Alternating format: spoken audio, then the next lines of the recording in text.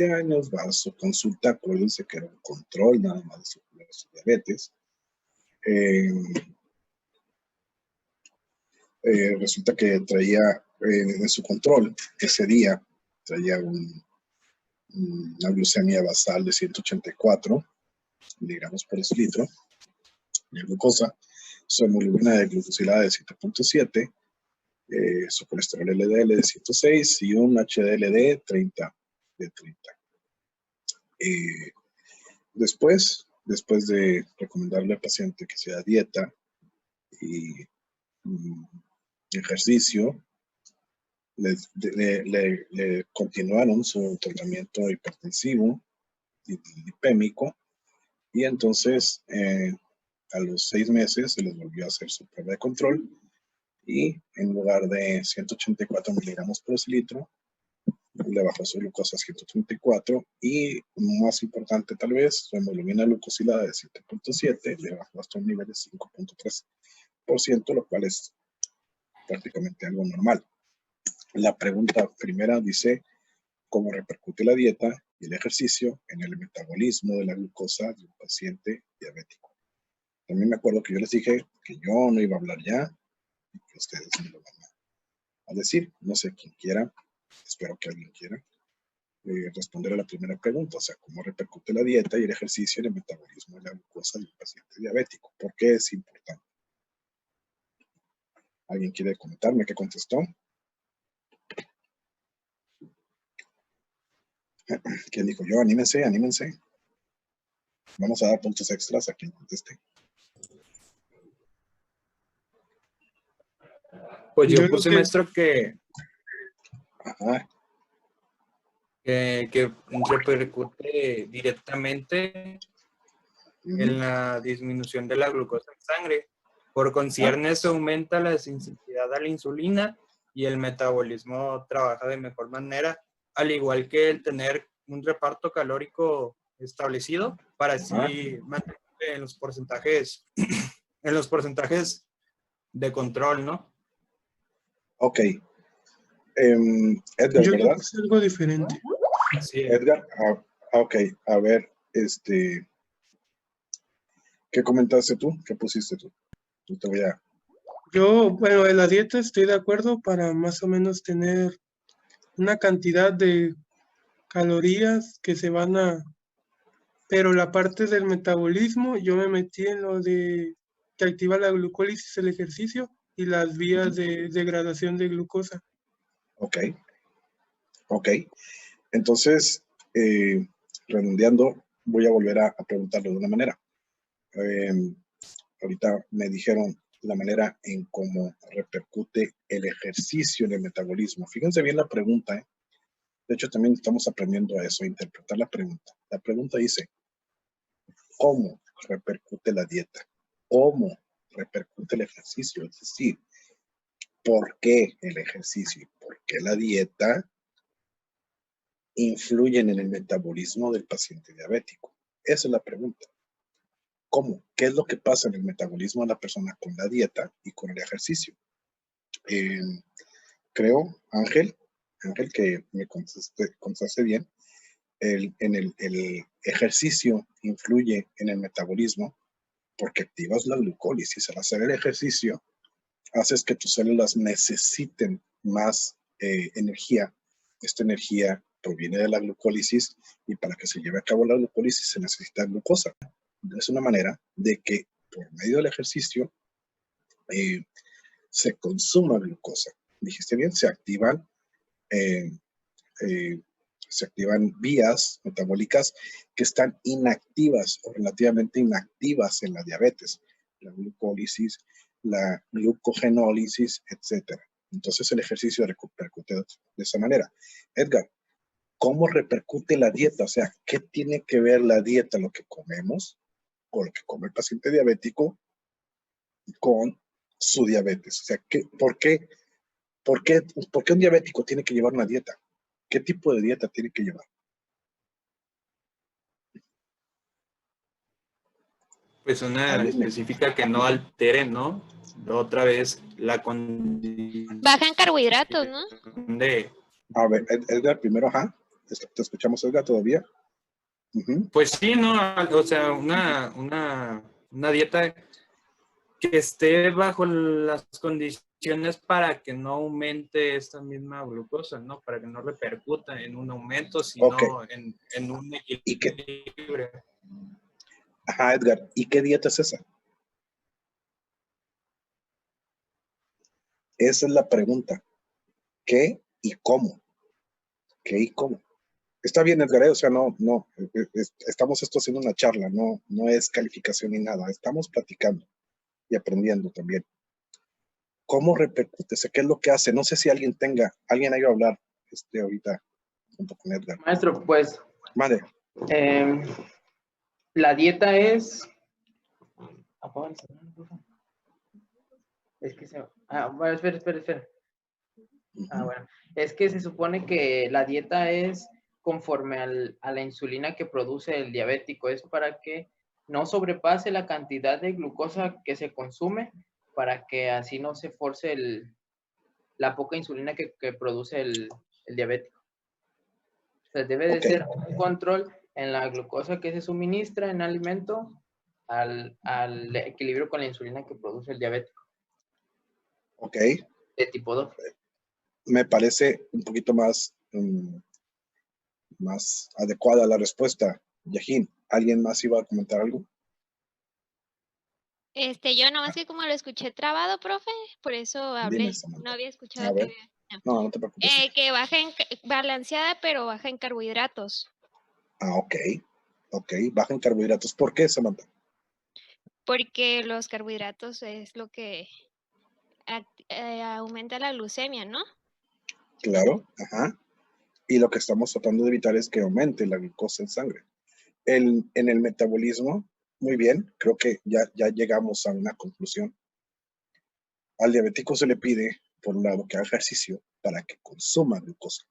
Y metabólicamente hablando, y por otro lado, le decimos al diabético que haga una dieta. Dieta, vuelvo a repetirles, dieta no significa comer poco.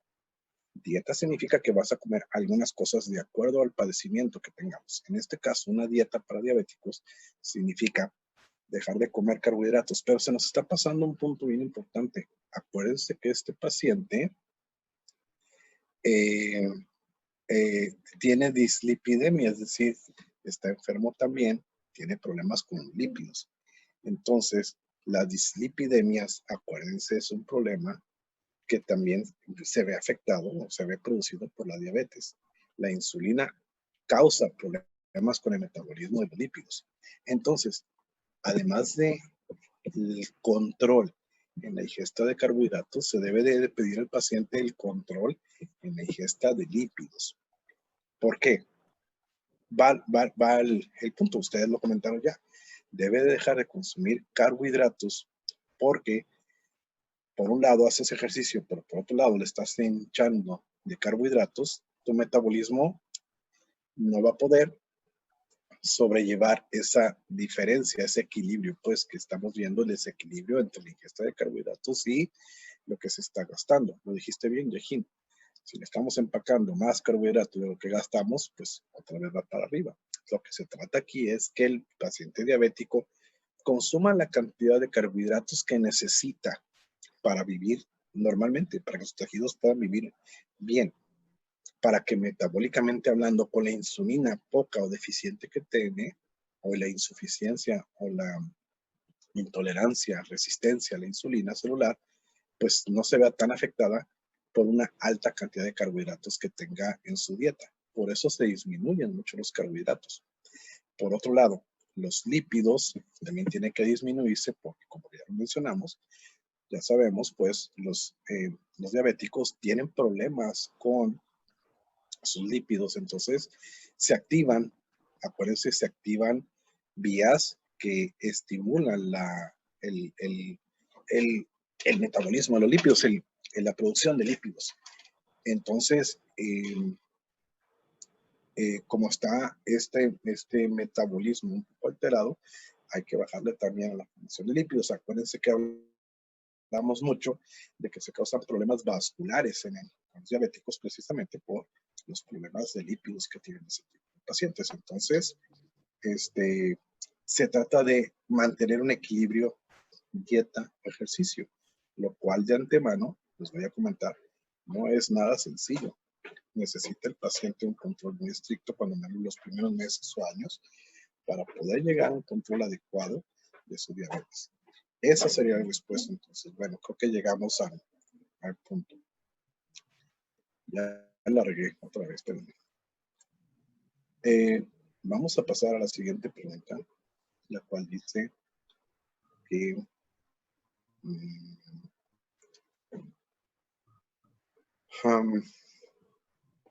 ¿cómo vamos a relacionar los valores de glucemia basal y la hemoglobina glucosilada de este paciente?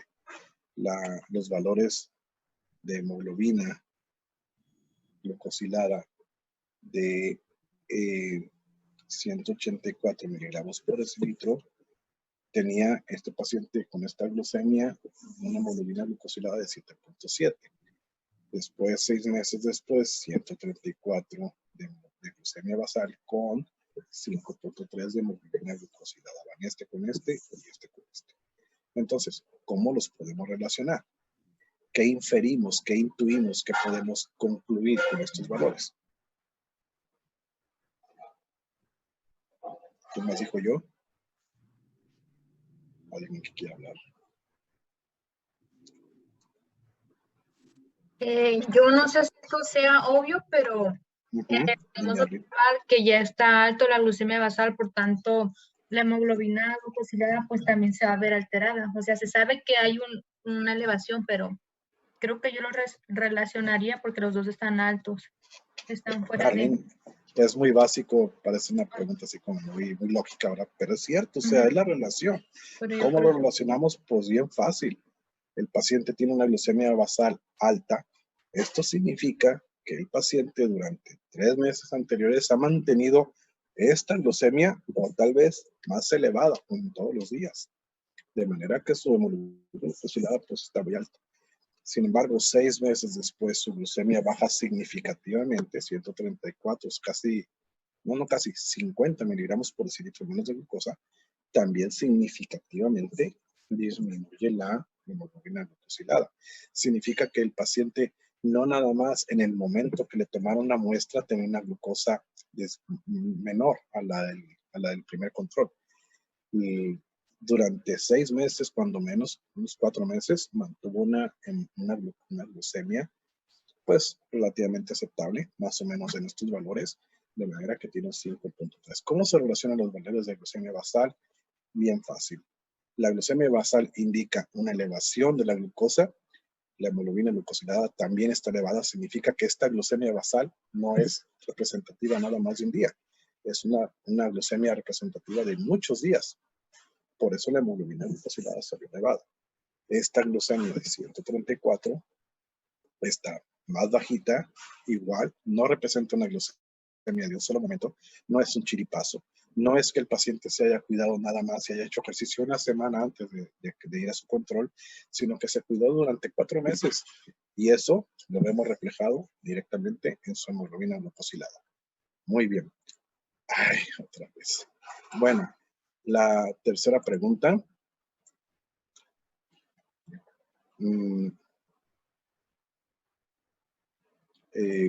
Dice, ¿por qué la dislipidemia es una de las características patológicas de la diabetes?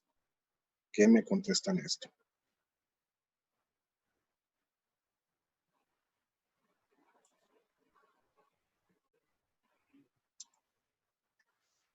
¿Quién dijo yo? ¿Quién dijo más? ¿Te escucho?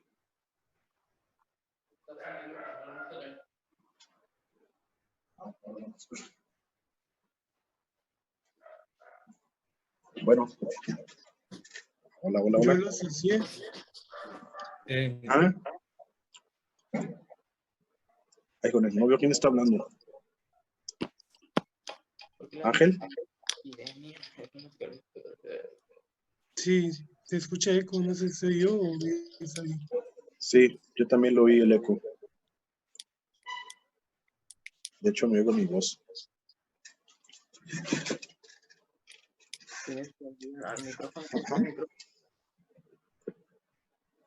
¿Alguien me quiere comentar entonces? Digo, yo lo asocié Ujú.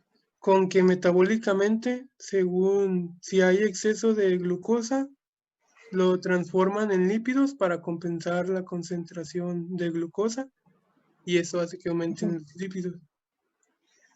Esa es una de las causas. ¿Alguien más? Bueno, yo no sé si estoy correcto, pero A ver, Edgar, dime. pues, la dislipidemia eleva muy alto los niveles de triglicéridos en sangre Lípidos en general. Ajá. y en consecuencia llega a haber una disminución en el nivel del colesterol, específicamente del HDL, pero no sé si estoy... Ujú. Más o menos, Edgar. Más o menos. No. Se te corta un poquito el audio, creo. Más o menos. No sé si alguien quiere comentar algo más o ya les sigo yo. Ok, recuerden Maestro. que, como les mande, Ay, disculpe por interrumpirlo, pero es que échale, Mariano, échale. yo puse Ajá. que, bueno, investigué en la Ajá. web y vi que Sí. una disminución de insulina o una insulina defectuosa provoca el aumento de la VLDL en el caso de la diabetes Ajá. tipo 2. Me especifiqué en esa Ok. diabetes porque es Sí. lo que comentó en el caso, pues, más no sé si esté bien. Ok. En realidad, sí, todos creo que tienen algo de razón. Acuérdense, comentamos también, como les había dicho hace ratito, la insulina no nada más influye en el metabolismo de la glucosa, también tiene influencia sobre vías catabólicas de los lípidos. La deficiencia de insulina ocasiona una alteración entonces en el metabolismo lipídico, de manera que se producen más lípidos. En el mismo organismo, en nuestro mismo cuerpo, las vías que producen lípidos se activan, están más activadas, entonces hay más lípidos en nuestra sangre. Todo por la acción o la falta más bien de acción de la insulina. Esa deficiencia de insulina, esa falta de trabajo de la insulina, hace que, vuelvo a repetir, vías metabólicas que tienen que ver con los lípidos se aumenten. Entonces aumentan los lípidos en la sangre.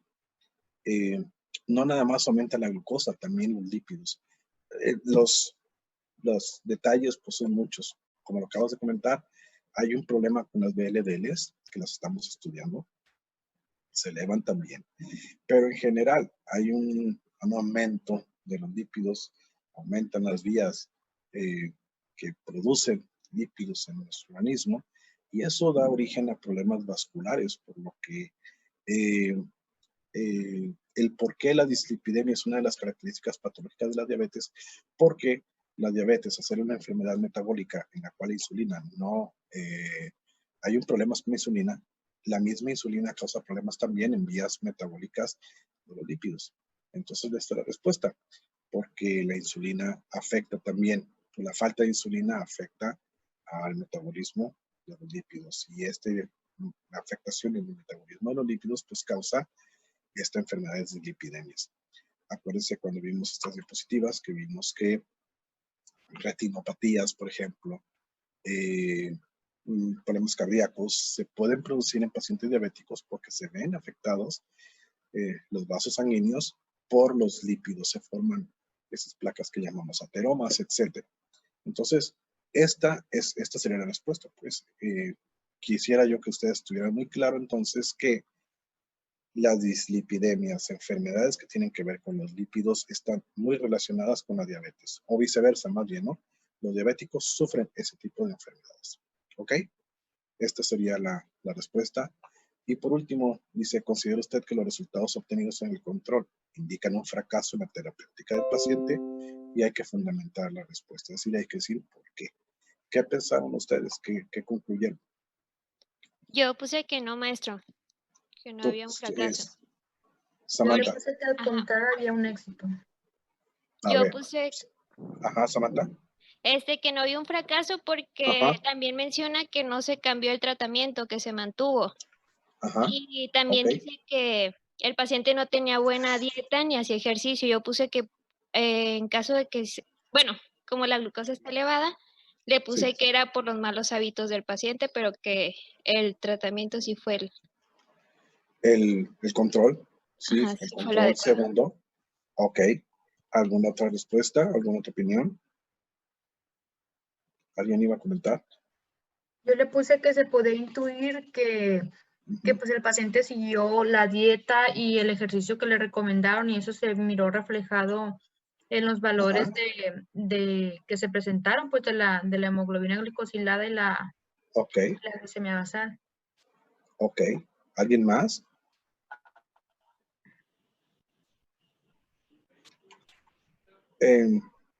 Entonces, en base a lo que ustedes contestaron, y estoy de acuerdo con ustedes, los resultados obtenidos en el segundo control nos indican que el paciente mejoró. Yo creo que la principal dato de mejora, bueno, aquí en el caso clínico no nos indica cómo se siente el paciente, pero segurito se siente mucho mejor.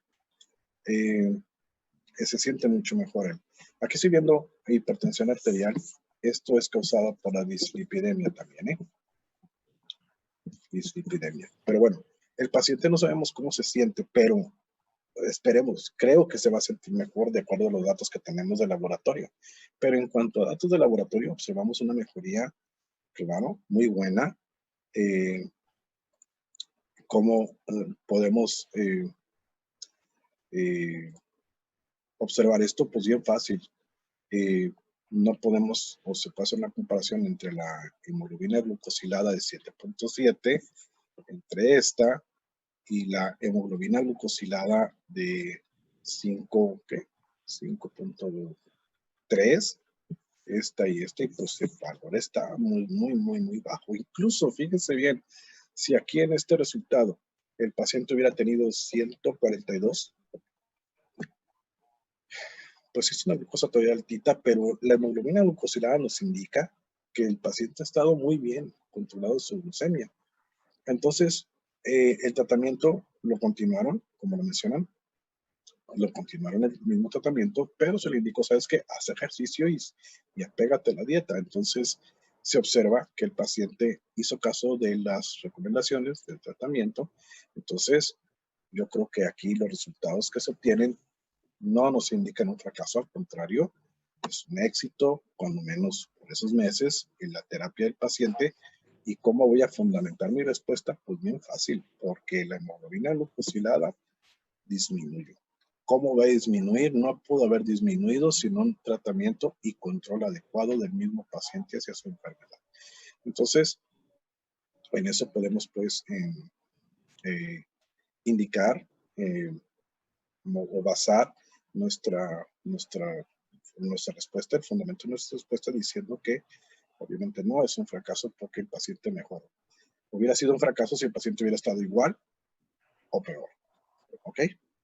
Bien. No sé si hay algo que comentar. Muy bien. Estamos muy bien todos. Creo que cumplimos el objetivo. Después veremos casos clínicos acerca de los lípidos y ahí nos lo vamos a ir llevando. Pero no sé si alguien allá quiera comentar algo. ¿Alguien quiere decirme algo? Profe, yo tengo una duda. Échale. Ahí en lo de la hemoglobina glicosilada, en caso de que se Dime, hubiera Diana. bajado. Si hubiera bajado, pero hubiera bajado solo a 6, por decir 6.3, o sea, ¿se consideraría también bueno o sí, ya no? sí, Diana. Sí, Diana. Yo considero que mientras haya disminuido, es bueno. O sea, si de 7.7 hubiera bajado a 7, por ejemplo, la hemoglobina glucosilada, pues no es tan bueno como 5.3, pero de 7.7, digamos, a 6.5, se le diría al paciente, ¿sabes qué? Vas bien, a ver cómo estás comiendo, necesitamos, si estabas comiendo, no sé, un poquito más de carbohidratos, hay que bajarlos todavía un poquito más, haz un poquito más de ejercicio, etcétera. Pero no lo consideraríamos un fracaso. Un fracaso significa que se hubiera mantenido igual, los mismos valores o peores. Entonces sí podemos considerar un fracaso. Mientras haya disminuido su hemoglobina glucosilada y también su glucemia basal, pues es un éxito. A lo mejor hay de éxitos a éxitos, hay niveles de éxito. Este nivel que alcanzó este paciente estuvo muy bien, pero cualquier disminución en realidad pues no nos indica un fracaso, nos indica un éxito. El éxito que tuvo, como les digo ahorita, pues fue un buen éxito del paciente. Si hubiera tenido un 6.5 de hemoglobina glucosilada, pues también es bueno, pero podría ser mejor, a eso me refiero. Entonces, fracaso es si, pues, como digo, si se hubiera mantenido con los mismos valores o peores valores. ¿Ok, Diana? Yo lo considero de todas maneras un éxito, aunque hubiera bajado un poquito. Ok, pero de todas maneras en pacientes diabéticos no es recomendable tener una hemoglobina glicosilada de 6 punto y algo, o menor a 6, o que role ahí En un por paciente. 6. A ver, Diana, no te entiendo bien tu pregunta.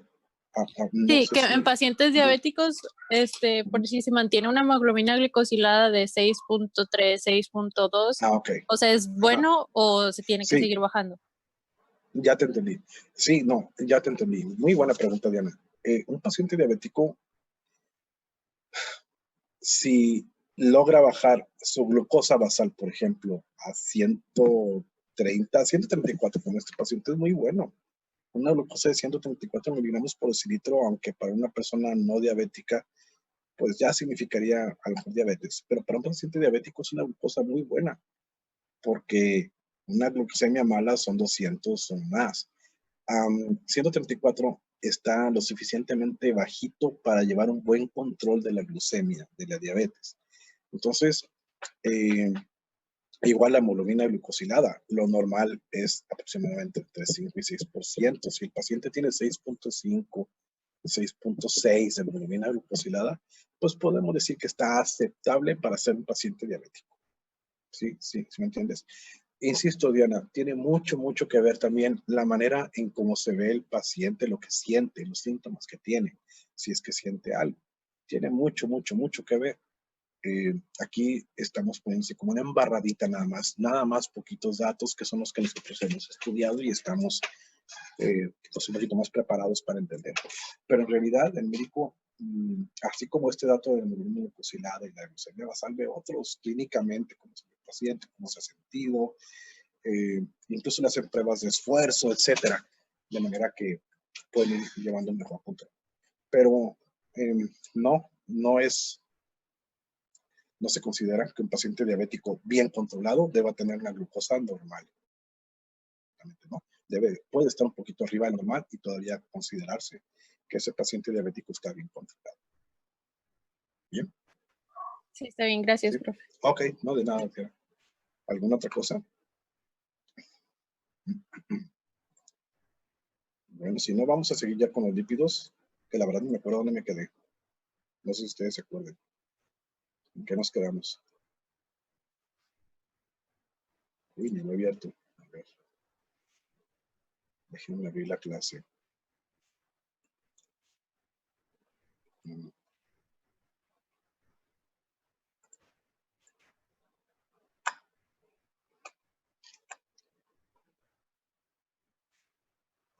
ver.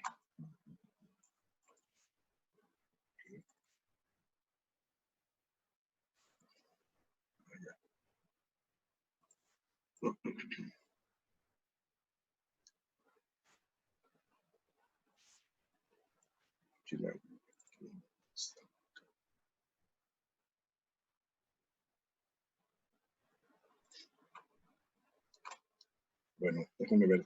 Ya me acordé, creo.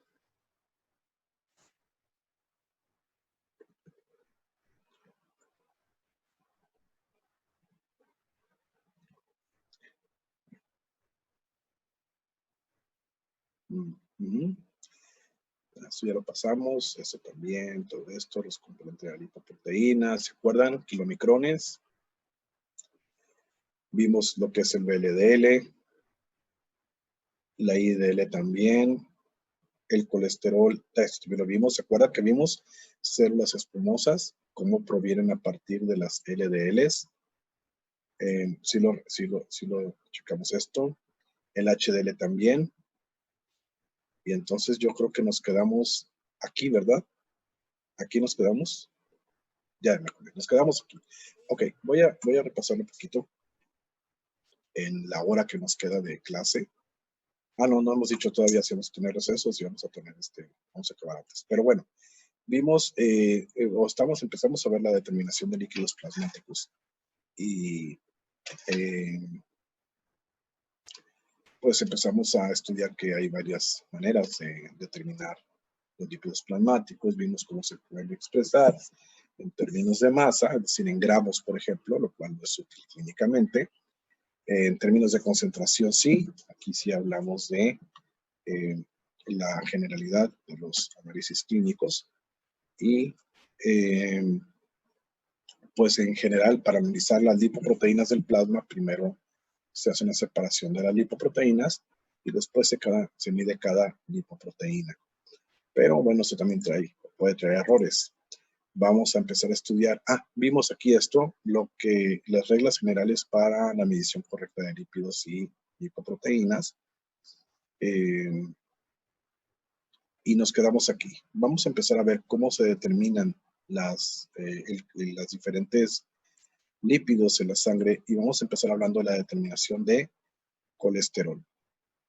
Hemos hablado de que el colesterol se encuentra en la sangre de manera, en nuestro organismo, no en la sangre, en nuestro organismo, en forma esterificada, principalmente de un 60-70%, y también se encuentra colesterol no esterificado.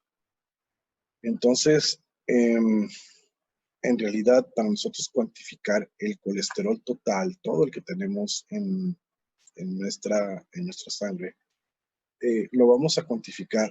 Él dice, en términos del núcleo del esterol, es decir, el núcleo del colesterol, la parte del colesterol que no cambia, no nos va a importar si está esterificado o no esterificado.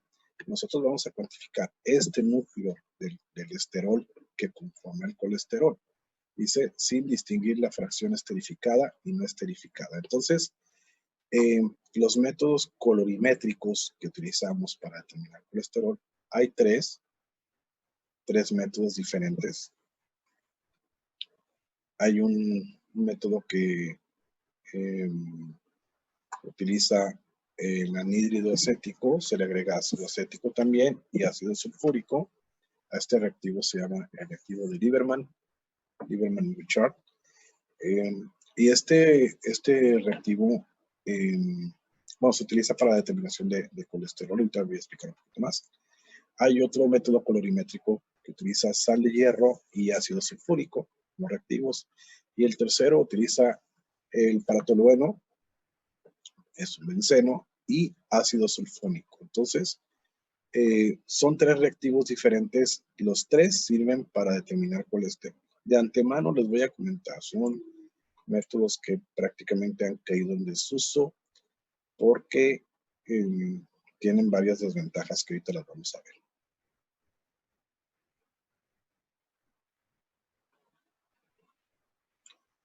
Entonces, métodos colorimétricos, tenemos tres métodos diferentes. El método del reactivo de Lieberman, el método de la sal de hierro más ácido sulfúrico y el método de paratolueno más ácido sulfónico. No sé si ya lo puedo quitar esto. Hay gente echándole ganas ahí, todo lo que van.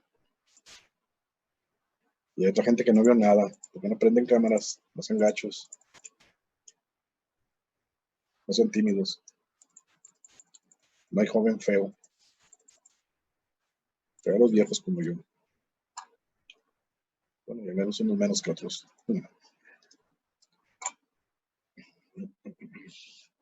Profe, ¿cuál de esos tres es el método más utilizado?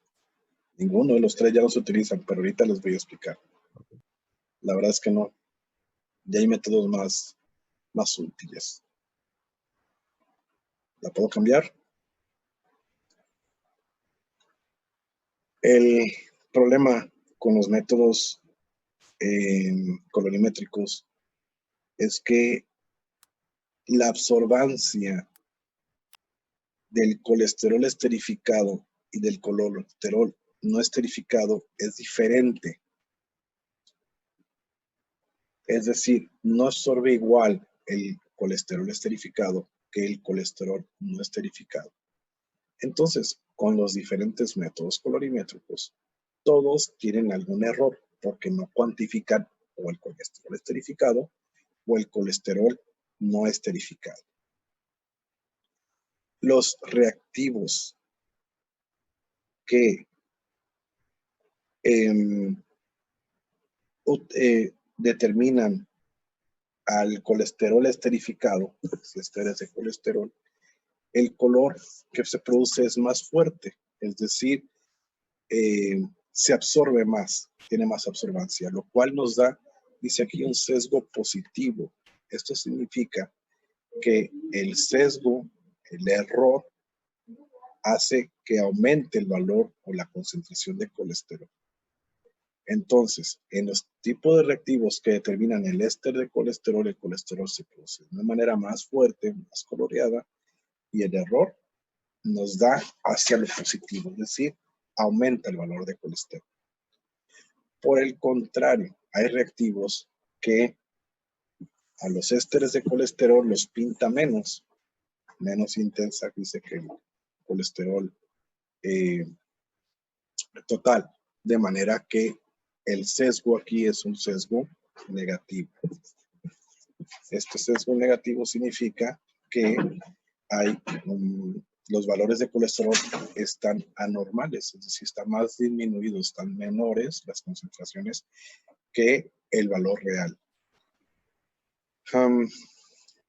Creo que no es tan importante esto. Lo que nos vamos a basar y tratar de entender mejor es que los métodos, dicen, más fidedignos, es decir, los mejores métodos, son los métodos en que van a estudiar el puro colesterol no esterificado. El colesterol no esterificado. Es decir, va a eliminar este problema de las diferentes absorbancias entre el colesterol no esterificado y el esterificado. Entonces, hay maneras de hidrolizar a los ésteres de colesterol de manera que dejan nada más colesterol no esterificado. El colesterol no esterificado tiene una sola absorbancia, entonces el resultado no tiene sesgos, es decir, no tiene errores. Después, también hay métodos que suprimen, quitan sustancias que interfieren con la absorbancia, como la hemoglobina que puede haber en la muestra o la bilirrubina. Con este tipo de métodos, si el suero del paciente está ictérico, tiene bilirrubinas, o por alguna razón hay una hemólisis, el químico le jaló a la jeringa así bien rápido y se embolizó la muestra, dio trabajo a la muestra. Hoy se me embolizó una muestra de una niña que le tomé muestra de sangre y me dio trabajo tomarle. Batallamos para la hora de tomarle muestra de sangre y estaba un poquito embolizada. En este tipo de métodos, si utilizamos una muestra así, nos puede dar errores el resultado de la concentración de colesterol. De hecho, puede ser que se cuantifique más colesterol del que en realidad hay. Entonces, si se utiliza un método colorimétrico, cualquiera de los tres anteriores, hay que eliminar, para empezar, los ésteres de colesterol y dejar puro colesterol no esterificado, y eliminar sustancias como la hemoglobina y la bilirrubina que interfieren con los resultados. Lo que más se utiliza, el método que más se utiliza colorimétrico, a pesar de que, como les dije, pues los tres tienen sus desventajas, es el método que se utiliza por el reactivo de Lieberman-Buchat. Primero se hidrolizan los ésteres de colesterol, después se extrae el colesterol, es decir, se separa de la muestra el colesterol por precipitación con digitonina, es otro reactivo. Y ya que tenemos así separadito el colesterol no esterificado, sin hemoglobina, sin bilirrubina, aisladito el colesterol, entonces se pone en contacto con el reactivo de Lieberman-Buchat, que les dije que es este reactivo, anhídrido acético más ácido acético más ácido sulfúrico. Ya al ponerlo en contacto con este reactivo, se forma una coloración con una sola absorbancia dada por el colesterol no esterificado, se cuantifica en el espectro y tenemos un resultado de colesterol. Bien. Actualmente tenemos otro tipo de métodos enzimáticos, igual que la mayoría de los analitos de química clínica, que nos dan muchos mejores resultados que los métodos que se tenían antes, métodos colorimétricos. No sé si hay alguna duda con esto, con este problema, con este tipo de reactivo y de técnica colorimétrica, ¿no? ¿A qué tipo de solventes orgánicos se refiere en la última de ésteres de colesterol? Se utiliza, por ejemplo, hay técnicas que incluso se extrae colesterol con éter.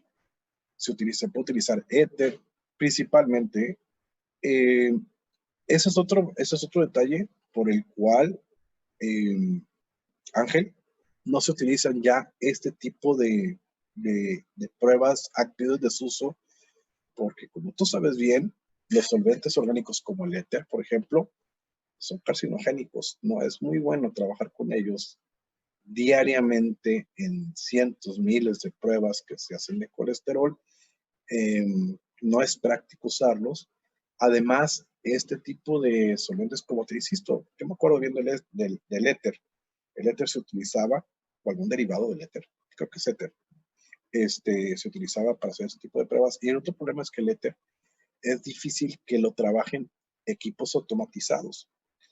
Ese tipo de solventes afectan el mecanismo de aparatos automatizados, de manera que pues no es práctico, no dejó de usarse, cayeron en desuso este tipo de pruebas, por esas dos razones. La primera, este tipo de solventes son carcinogénicos, y el segundo, no es fácil trabajar con ellos en aparatos automatizados. Principalmente lo que sí es que definitivamente han caído mucho en desuso este tipo de pruebas, porque ahora tenemos otros tipos de pruebas mejores que vamos a estudiar a continuación. ¿Alguna otra pregunta? Maestro, yo. Dime. Entonces, es que no entendí muy bien. ¿El método Lieberman se usa una vez que ya se hizo una hidrólisis de...? Exactamente. Ok, primero se hacen esos pasos para que salga bien la prueba. Exacto, Samantha. Ok, gracias. La prueba no sale bien, no, de nada. La prueba no sale bien porque, como les digo, el colesterol no esterificado y el esterificado no tienen la misma absorbancia. Entonces, ahí la técnica como que nos varía un poco. ¿Cuál absorbo o cuál la absorbancia cuantificó? ¿La del colesterol esterificado o la colesterol no esterificado? Entonces, como las absorbancias no están iguales, lo que se trata es de eliminar, o más bien hidrolizar el colesterol esterificado para que todo el colesterol que yo tengo en la muestra, que es una mezcla de colesterol esterificado y colesterol no esterificado, me quede nada más como colesterol no esterificado. Y ya que tenemos el colesterol no esterificado, ahora sí vamos a tener una sola absorbancia, y si aparte le quitamos sustancias que interfieren con esta absorbancia, como la hemoglobina, la bilirrubina, pues vamos a potenciar la efectividad de esta prueba. De eso se trata, Samantha. Primero, se hidroliza todo el colesterol, dejamos puro colesterol no esterificado. Después, eso que dice extracción del colesterol con solventes orgánicos y precipitación con digitonina, significa quitar todo lo que no sea colesterol de la muestra para nosotros analizar el puro colesterol. Y después, entonces, ahora sí, se utilizan los reactivos que colorean el colesterol, le dan un color, y ahora sí podemos determinar con mayor especificidad la cantidad de colesterol que tenemos. Esa es la manera, pues, como se hacía. Como les digo, ya prácticamente no se utilizan ese tipo de técnicas, cuando menos en la clínica. ¿Ok? ¿Alguien más que quiera apuntarle? ¿No?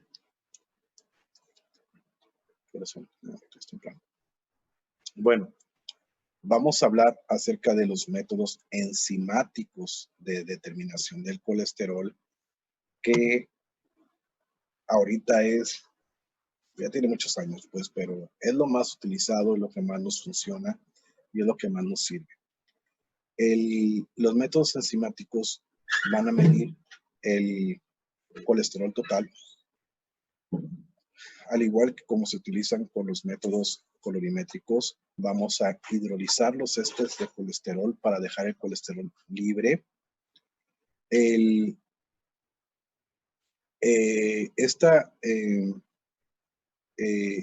hidrólisis y la oxidación del colesterol se llevan a cabo con enzimas, por medio de enzimas. Esta hidrólisis y esta oxidación del colesterol. Al oxidarse el colesterol, el OH, se produce peróxido y este peróxido se determina también enzimáticamente, de manera que intervienen aquí varias enzimas que hacen muy específica nuestra prueba. Esa es la gran ventaja. Siempre recordemos que cuando trabajamos una técnica enzimática, las enzimas son muy, muy específicas. Y podemos geométricamente jugar con los productos, de las reacciones, de manera que obtenemos una cantidad, una concentración de, en este caso, el colesterol, pues muy buena, muy acertada, muy específica, muy precisa, es mi palabra. En este cuadrito, pues indico yo cómo se llevan a cabo las reacciones. Fíjense cómo estamos considerando aquí el colesterol libre. Fíjense, para tener todo nuestro colesterol libre, no esterificado, pues, entonces el colesterol que en nuestra muestra está esterificado reacciona con la colesterol esterasa y se convierte en colesterol. Entonces, de esta manera, ya tenemos completamente en nuestra muestra colesterol no esterificado. Obviamente, en la hidrólisis, pues se pierde ácido graso, lo desechamos, no sirve para nada. En presencia de oxígeno en la reacción y por medio de la colesterol oxidasa, es otra enzima, ya llevamos dos. La colesterol oxidasa produce un producto que se llama 4-colestenona y libera peróxido. Peróxido de oxígeno. Peróxido, no peróxido de oxígeno. Peróxido nada más. El peróxido, al entrar en contacto con otra enzima que se llama peroxidasa, y en presencia de dos compuestos, amino, antipirina y fenol también, se produce una sustancia con color que se llama quinonaimina. Quinonaimina.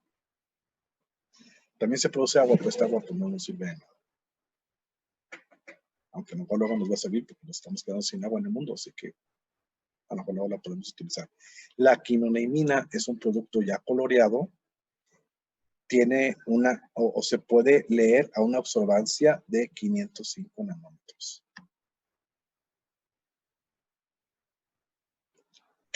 Voy a volver a repetir todo el proceso. Para empezar, vamos a cuantificar colesterol no esterificado. Ese es el que necesitamos. En nuestra sangre existen los dos tipos, no esterificado y también esterificado. Por eso, el esterificado lo vamos a convertir en no esterificado por medio de la colesterol esterasa.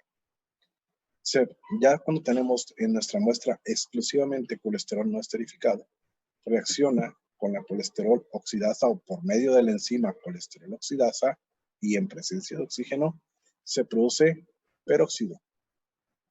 El peróxido más un compuesto que lo vamos a desechar, no nos sirve para nada en esta prueba, la 4-colestenona. Este no nos sirve. El peróxido lo ponemos en contacto con peroxidasa y utilizando amino, antipirina y fenol. Ángel, aquí tenemos otro producto orgánico. Es muy pequeña cantidad. Esta pequeñísima cantidad del fenol sí la podemos utilizar en aparatos automatizados, de manera que este peróxido y por medio de la peroxidasa en presencia de amino, antipirina y fenol nos va a producir un compuesto que se llama quinonaimina.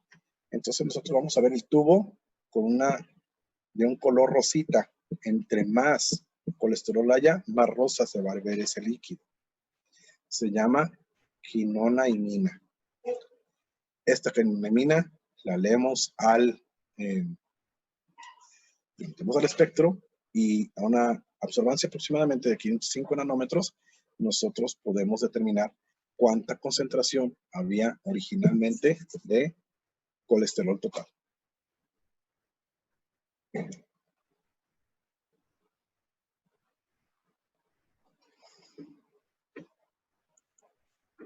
¿Se les hizo complicado? ¿No, verdad? Entonces, esta presencia de fenol no se ha reportado, pues, alguna persona que haya sufrido efectos por exposición prolongada. Mira, Ángel, lo que pasa es que se sabe perfectamente que todo compuesto solvente orgánico es carcinogénico. Entonces, obviamente es carcinogénico si estás en contacto muy seguido con este compuesto y en una cantidad pues un poquito más grande, pues, o sea, en este caso, en el caso de los métodos colorimétricos que se trabajan principalmente manuales, tú pipeteas, Ángel, tú haces todo manualmente, te puede caer en las manos el reactivo, tienes el reactivo en cantidades mayores, el compuesto orgánico. Entonces, no es que se sepa que son carcinogénicos gracias a estas pruebas, no. Se sabe que los solventes orgánicos son carcinogénicos en base a estudios directamente en el solvente.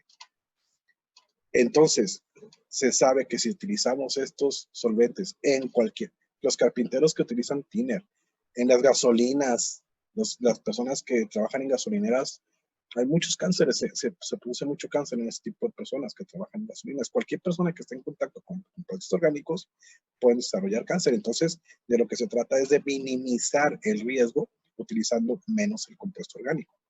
En este caso, la cantidad que se utiliza son muy pequeñas y además el fenol no afecta tanto el aparatos automatizados, de manera que tú ni los tocas prácticamente.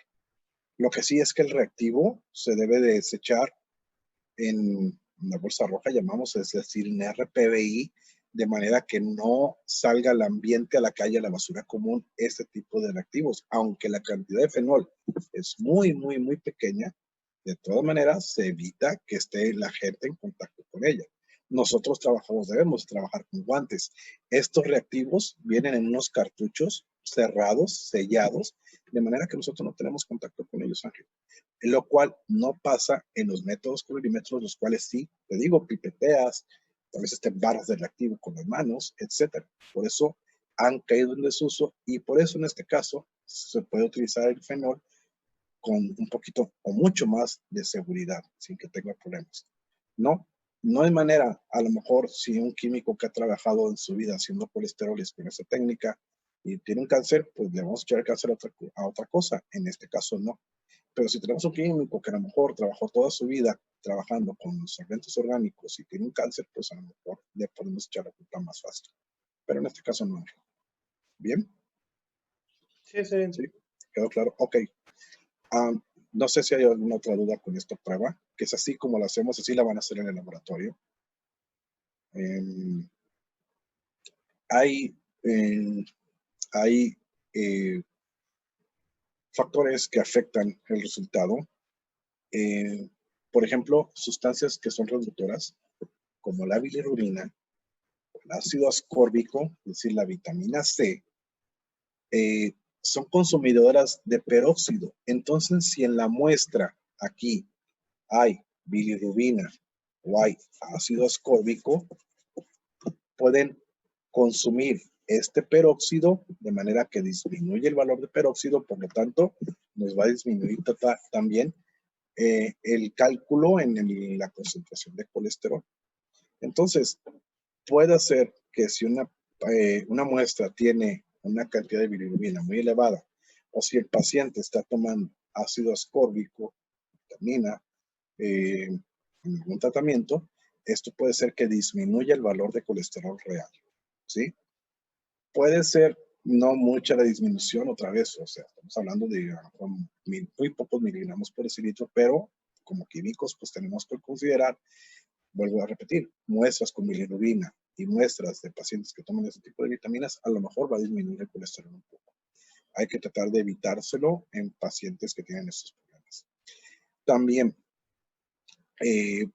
sueros o plasmas que tengan muchos triglicéridos, TGL significa triglicéridos que estén turbios, pues puede también afectar el resultado. Por eso hay que evitar la turbidez por triglicéridos. Y ya hablamos que esta turbidez a veces está dada, si no hay una dislipidemia, por problemas, no por problemas, porque el paciente antes de hacerse la prueba haya comido algo que le elevó los triglicéridos en forma de kilomicrones en la sangre, de manera que el suero se ve lechoso y eso puede interferir también con la prueba de colesterol. Si nosotros vemos un suero así, le vamos a insistir al paciente si no desayunó o que vaya en ayunas a tomarse la prueba y se la hacemos otro día, porque puede interferir con los resultados. Se han modificado estas pruebas, se han hecho todavía más específicas, de manera que a veces podemos obtener buenos resultados aún que el suero contenga algo de bilirrubina o esté turbio por los triglicéridos. De todas maneras, es muy probable, se puede,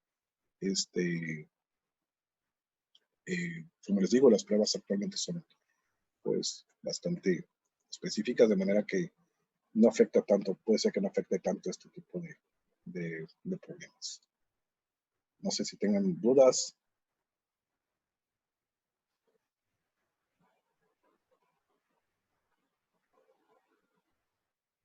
Algo que me quieran comentar.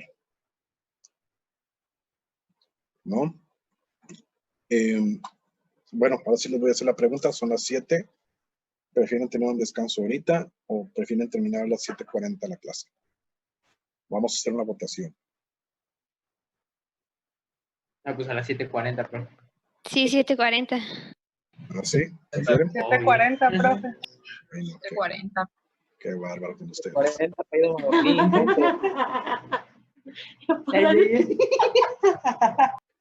¿Qué traes, Yajín? ¿Qué traes?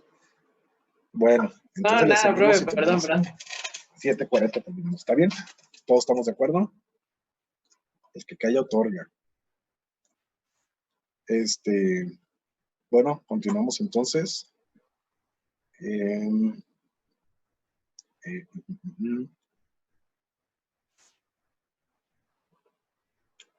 Vamos a continuar con la determinación de triglicéridos. Y déjenme ver cuáles son.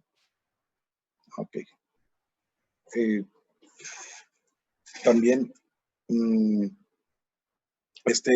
para determinar los triglicéridos, pues utilizamos o se utiliza más bien técnicas que utiliza otra vez la hidrólisis de los triglicéridos y se determina el glicerol, es decir, nosotros vamos a o representamos a los triglicéridos así de esta manera. Liberamos, consideramos esta parte como el glicerol y estas tres como los ácidos grasos que forman los triglicéridos. Entonces, nosotros en realidad vamos a cuantificar este glicerol. Este glicerol es el que se cuantifica y de esta manera podemos saber la concentración entonces de triglicéridos. La hidrólisis produce, como les tengo aquí escrito, triglicérido, una molécula de triglicéridos más 3 moléculas de agua. Esas 3 moléculas de agua rompen los 3 ácidos grasos que están unidos al triglicerol. Entonces, al glicerol, perdón, entonces obtenemos el glicerol ya sueltito, junto con 3 ácidos grasos. Esta determinación entonces del glicerol, esta reacción, se puede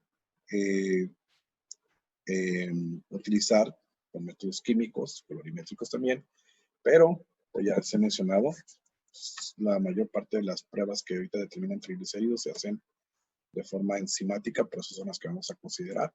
Estas pruebas enzimáticas, pues ya lo hemos visto, son más específicos porque las mismas enzimas tienen mucha especificidad, son rápidas, minutos tenemos resultados y además pues son fáciles de usar. No se requiere de tanta técnica ni tanto conocimiento para poder hacer estas pruebas. Más o menos la técnica y la manera en cómo se lleva a cabo las reacciones, pues la tengo aquí escrita. Se utiliza una lipasa para empezar. La lipasa rompe la molécula de triglicéridos. Ya vimos con agua también, presencia de agua. Entonces el triglicérido, rompemos la molécula y dejamos nada más la molécula de glicerol. Estos ácidos grasos, fuchi, ya no los queremos. Este glicerol también presencia de ATP y por medio de la enzima glicerosinasa se forma, se fosforila la molécula, se forma un glicerofosfato y nos queda una molécula de adenindifosfato, ADP. Esto también la desechamos. El glicerofosfato, le agregamos esta molécula famosa NAD con la presencia del glicerofosfato deshidrogenasa y formamos un producto que se llama fosfato de dihidroxiacetona.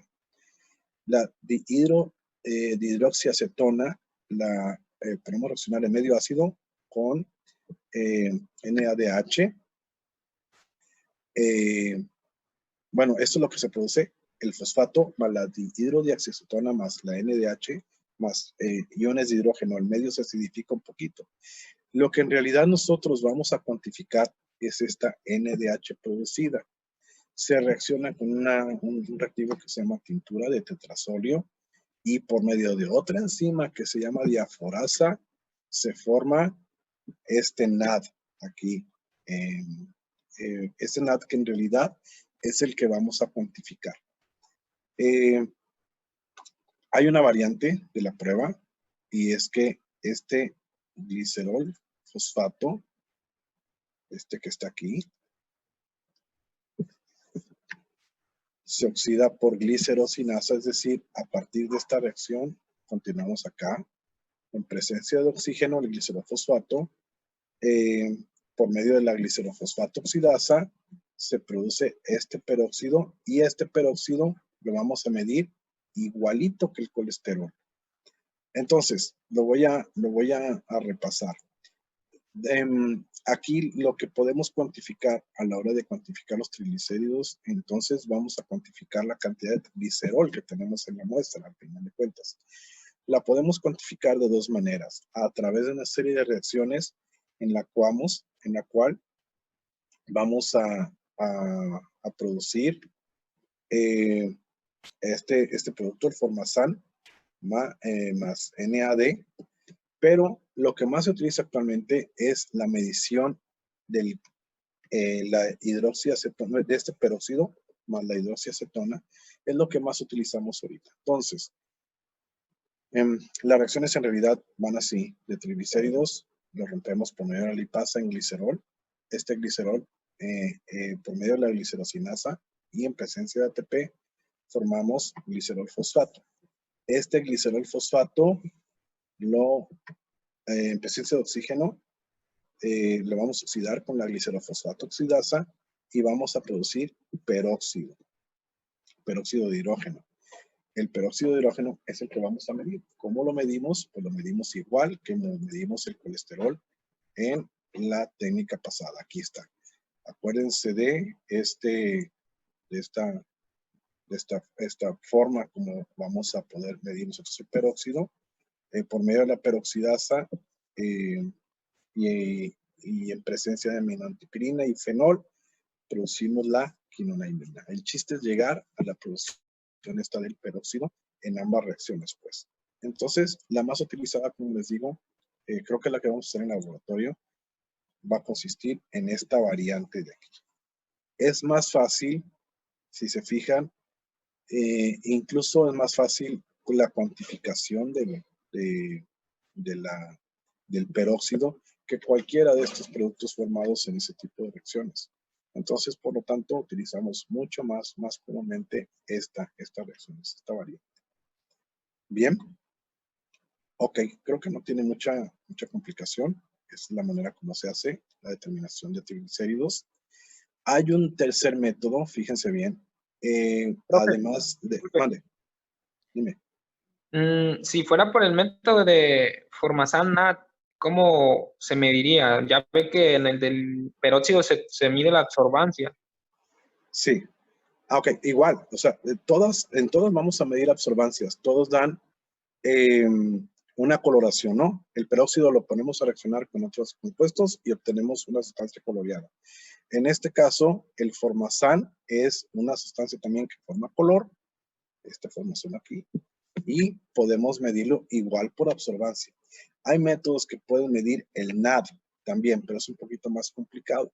Entonces, podemos medir esa sustancia también por métodos colorimétricos, o sea, no métodos colorimétricos, perdón, por absorbancia al colorear, al producirse este producto coloreado. No sé si sea tu pregunta esta, creo que sí, ¿verdad? Sí, profe, gracias. Sí, o sea, todo al final de cuentas vamos a medir un líquido que tiene color y le vamos a medir la absorbancia. Pero ya directamente eso, ¿verdad? Ya no hay más reacciones ahí. No, ya hasta aquí llega. Hasta aquí llega. Hasta aquí llega, sí. En la otra, en esta técnica, pues sí, tenemos que seguir con las reacciones. En esta, aquí tenemos que seguir con las reacciones para producir la quinoneimina, el producto coloreado. ¿Bien? Sí, muy bien. Hay un tercer método, dice, se cuantifica el ADP del glicerofosfato, es decir, vamos a cuantificar esto de aquí. Creo que mi aparato automatizado puede determinar este ADP, pero pues también es un poquito más carito cuantificar el ADP. En este caso, dice, vamos a cuantificar el ADP midiendo consumo del NADH. Aquí estamos viendo este NADH que tenemos aquí. Seguimos utilizando también enzimas. Entonces, nosotros vamos a cuantificar cuánto NADH se pierda. Entre más NADH se pierde, significa que había más triglicéridos en la muestra. Creo que la técnica más utilizada con mucho es la técnica de cuantificación de peroxidasa porque es más barata y pues observa mejor. Es menos complicado que utilizar, por ejemplo, la cuantificación de ADP en forma del consumo del NADH. Entonces, consideramos nosotros como más importante, como les digo, la cuantificación de la peroxidasa en el caso de los triglicéridos. Son pruebas relativamente fáciles de realizar, no es tan complicado, de manera que pues se pueden llevar a cabo fácilmente y de manera barata, pues. Estas son las formas en cómo determinamos colesterol y triglicéridos. Necesitamos las dos para poder determinar todas las lipoproteínas y ahorita lo quiero explicar cómo vamos a determinar las lipoproteínas de manera bien fácil, muy ingeniosa, por cierto. No sé si hay alguna otra duda con esto que estamos aquí estudiando. Quiero ver si terminamos ahora con la cuantificación de lipoproteínas. Yo creo que sí.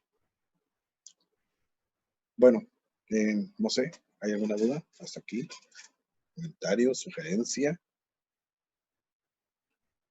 Me están citando a reunión de academia.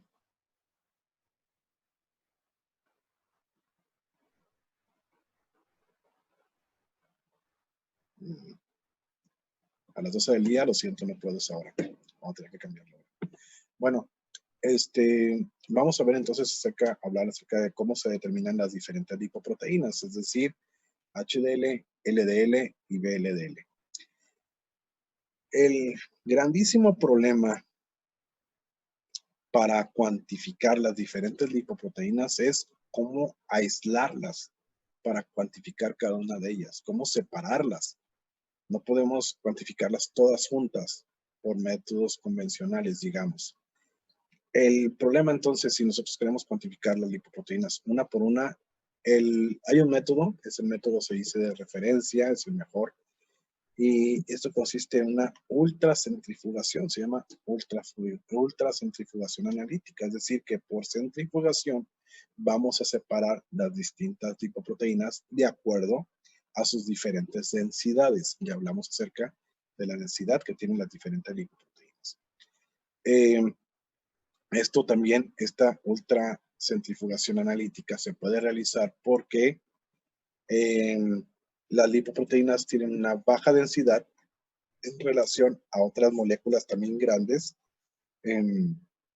pero que no contienen tantos lípidos como las lipoproteínas. La cantidad de lípidos en las lipoproteínas hace que las lipoproteínas en general sean menos densas que otras macromoléculas, de manera que se pueden separar. También esto se basa, esta ultracentrifugación es que se pueden separar las diferentes lipoproteínas centrifugándolas, porque, como ya lo vimos, las lipoproteínas tienen diferentes densidades una de otra. Ya hablamos que la HDL colesterol es la que tiene mayor densidad y la VLDL y los kilomicrones son los que tienen una menor densidad. También, además de la ultracentrifugación analítica, se pueden utilizar métodos electroforéticos, es decir, por electroforesis separar las distintas lipoproteínas, pero es más complicado, es más costoso también y no se realiza frecuentemente la electroforesis. Entonces, hay una manera entonces de separar las lipoproteínas y esto es por ultracentrifugación analítica. Hay otra métodos también para determinar las lipoproteínas y son métodos, dice, de precipitación polianiónica. Me voy a brincar este método. Tiene sus problemas, se utilizan aniones y cationes principalmente. Y fíjese que estamos usando el sulfato de dextrano y el fosfotungestato con magnesio, pero tiene sus problemitas también. Dicen, puede subestimar el HDL colesterol. Entonces, estos métodos también clínicamente no tienen tanta relevancia. Clínicamente necesitamos métodos más baratos y más rápidos que de realizar. Este tipo de métodos, tanto la ultracentrifugación como método de precipitación polianiónica, se llevan a cabo principalmente cuando se quieren estudiar más específicamente alguna de las lipoproteínas. En la clínica utilizamos otras técnicas para realizarlo. Y en esto vamos a enfocar en estos 20 minutos que nos quedan de clase, hay que poco aguantar, para explicar esta formulita. No cualquier químico se acuerda o conoce cómo se determinan las lipoproteínas en la clínica.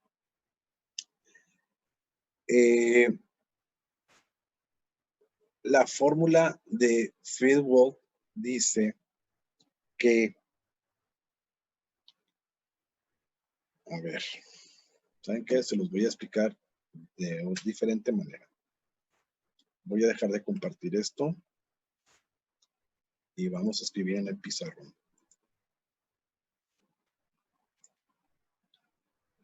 Ahí está.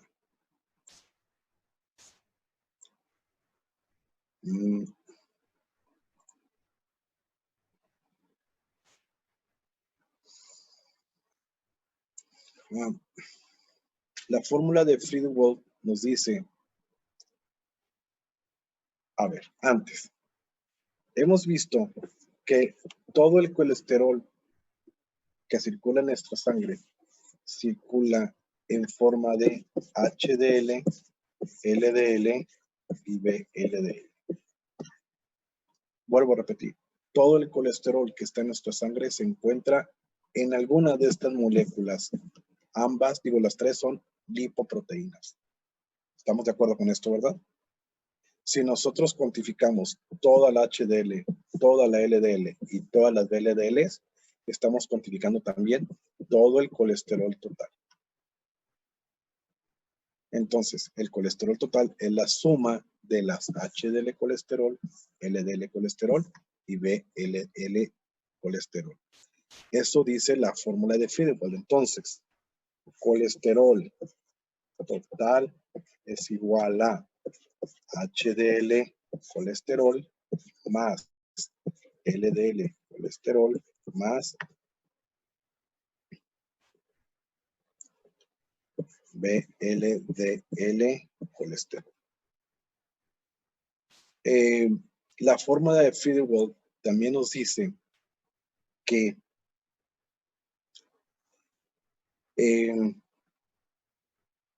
la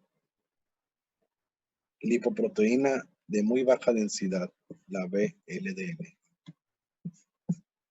Su concentración equivale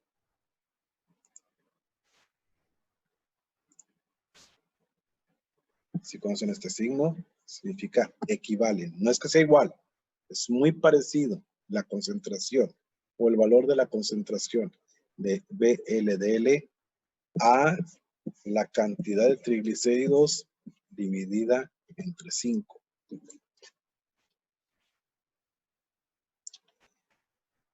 Vuelvo a repetir. La fórmula de este señor Friedewald, no sé cómo se pronuncia, Friedewald, él encontró, estudió que si dividimos los triglicéridos o la concentración de triglicéridos entre 5, esta cantidad equivale a la concentración de VLDL. En la misma persona, obviamente, ¿no? O sea, si a mí me hacen triglicéridos, tengo 200 de triglicéridos, y lo dividen entre 5, o sea, 40. Ese 40 es el valor de la concentración de VLDL. Triglicéridos entre 5 equivale a la concentración de VLDL. Entonces, podemos nosotros arreglar esta formulita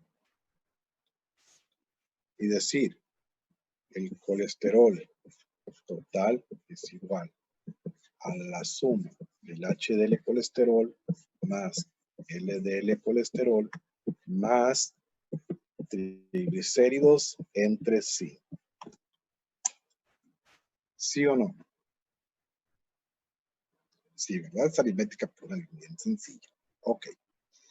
Nosotros ya vimos que tenemos una manera de determinar el colesterol. Ya vimos que tenemos técnicas para determinar los triglicéridos. Hay una técnica, creo que ahorita la vamos a ver, para determinar el HDL colesterol. Entonces, si tenemos este valor y este valor, o sea, el del VLDL, podemos, con una simple ecuación, determinar el valor de las LDL colesterol. ¿Queda claro hasta aquí? ¿Sí? ¿De veras? Yo creo que no tiene ni 15 días que lo estaba platicando esto con un químico compañero mío y alumno mío también. Y vieran que ahí nos estábamos riendo porque no se acordaba de nada de esto y no tenía, como que no lo entendía muy bien. No quiero que les vaya a pasar eso cuando lleguen a ir seguro a hacer el servicio o a trabajar conmigo. Bueno, lo que dice entonces la fórmula de Friedewald es que, como les digo, si nosotros tenemos el valor del colesterol más el valor del HDL y el colesterol de las VLDL, o sea, triglicéridos entre 5, podemos obtener el valor o la concentración de LDL colesterol y entonces ya tenemos todas nuestras lipoproteínas cuantificadas. Esto se basa, como les comenté, en que la concentración de las VLDL colesterol es aproximadamente el 20% de la concentración de los triglicéridos. Al ser el 20%, o sea, la quinta parte de la concentración de triglicéridos, nosotros podemos calcular la concentración de VLDL dividiendo triglicéridos entre 5. Hay un error con esta fórmula. El error consiste en que no todos los triglicéridos del plasma son acarreados por la VLDL. Es decir, aquí hay un poquito de error. Si todos los triglicéridos del plasma fueran acarreados nada más por la VLDL, entonces sí podemos establecer más adecuadamente esta relación. También esta proporción entre triglicéridos y VLDL puede variar un poco de individuo a otro.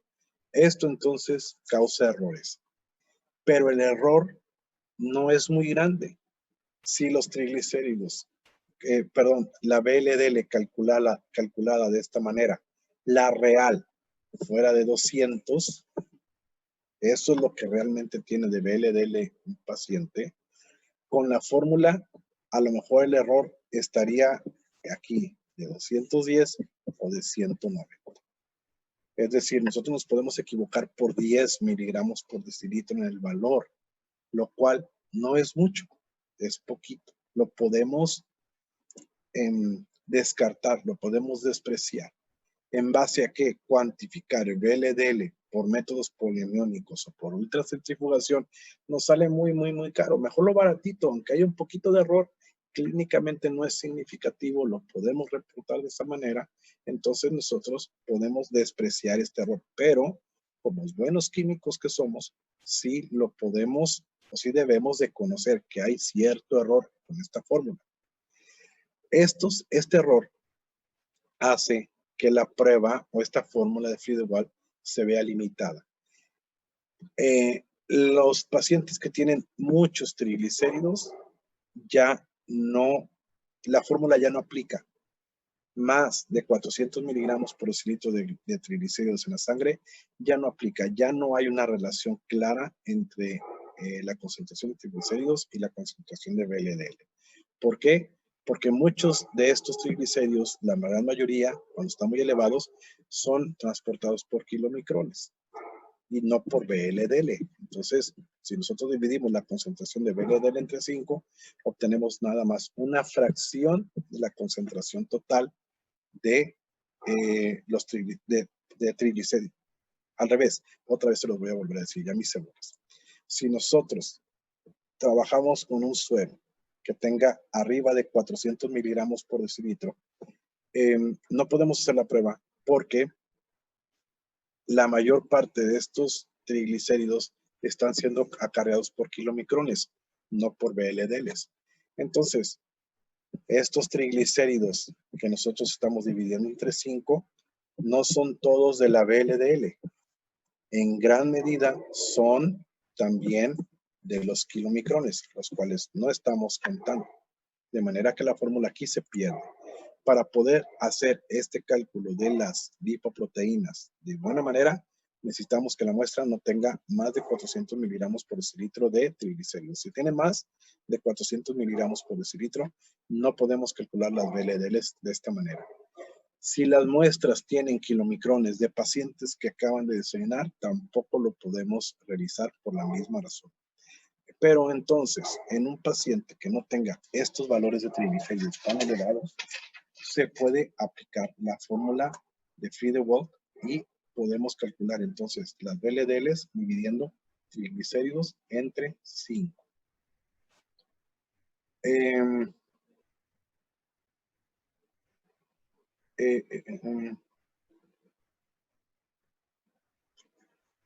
Bueno, no sé si hasta aquí tengamos alguna duda. ¿No? A mí se me cortó para calcular el HDL. El HDL, no Ángel, ¿sabes qué? Me estoy dando cuenta que no se los expliqué. El HDL colesterol sí lo tenemos que determinar con un método de precipitación polianiónica. Pero creo que por ahorita a lo mejor ya no voy a alcanzar a explicárselos, creo que lo vamos a dejar para el martes para explicárselos bien. El HDL lo vamos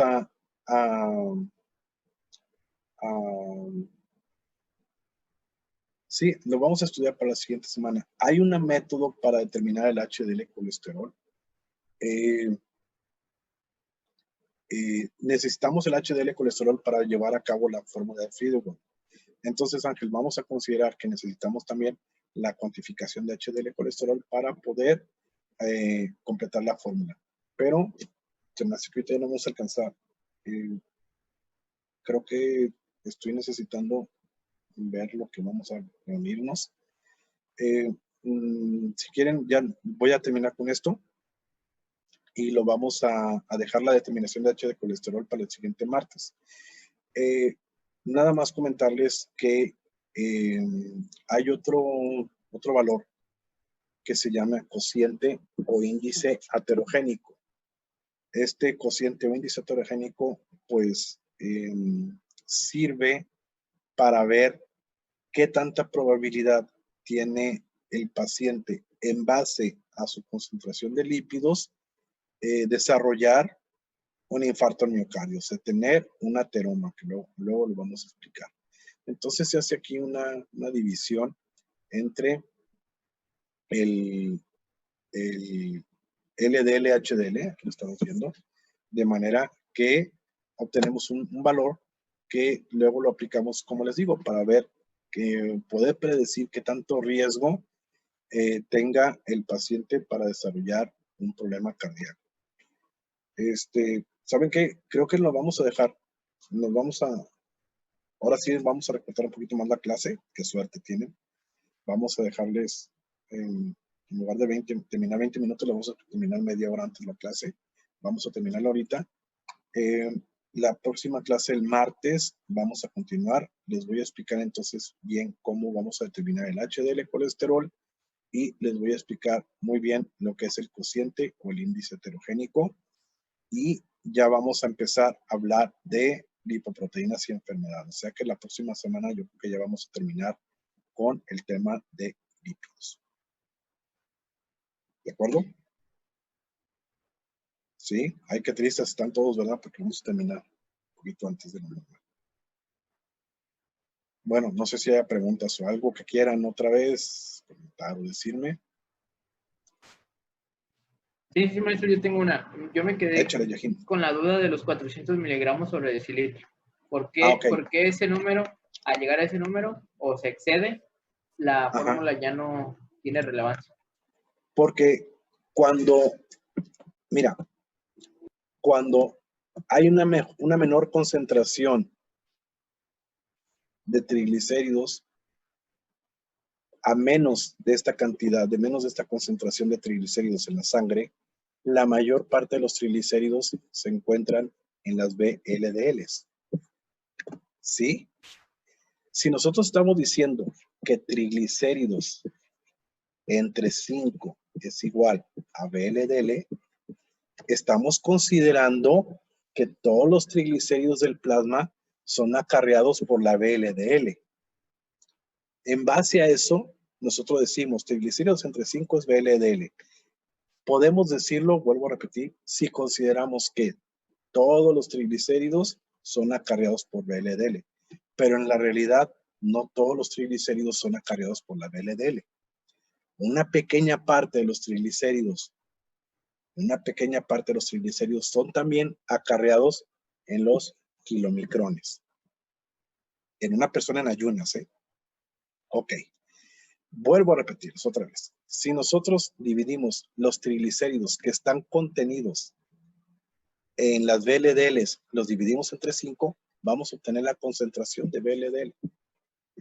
Pero esto tiene un poquito de error, porque no todas las VLDL están contenidas en no todos los triglicéridos están contenidos en las VLDL.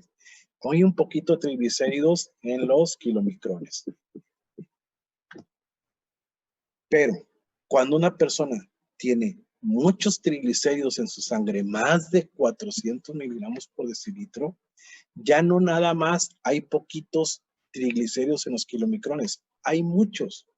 Entonces, las VLDL ya no corresponde a triglicéridos entre 5. Se pierde ese valor.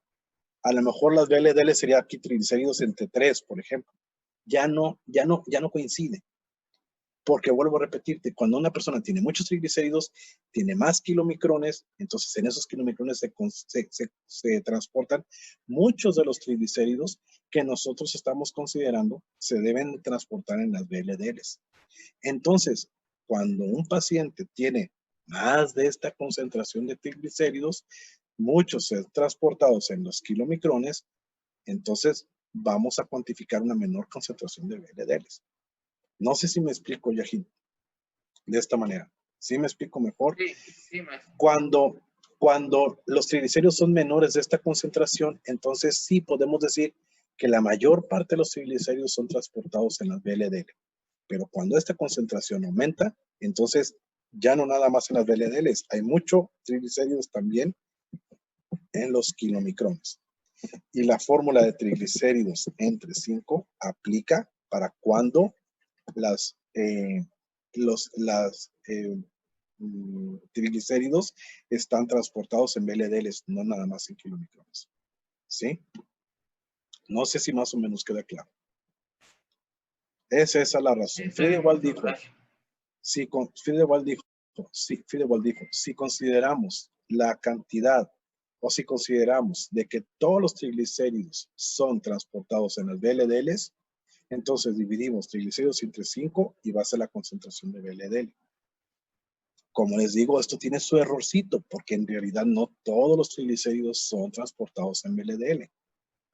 Una partecita es transportada en kilomicrones. Por eso se le dice al paciente, venga en ayunas, para que no tenga kilomicrones, no tenga muy poquitos.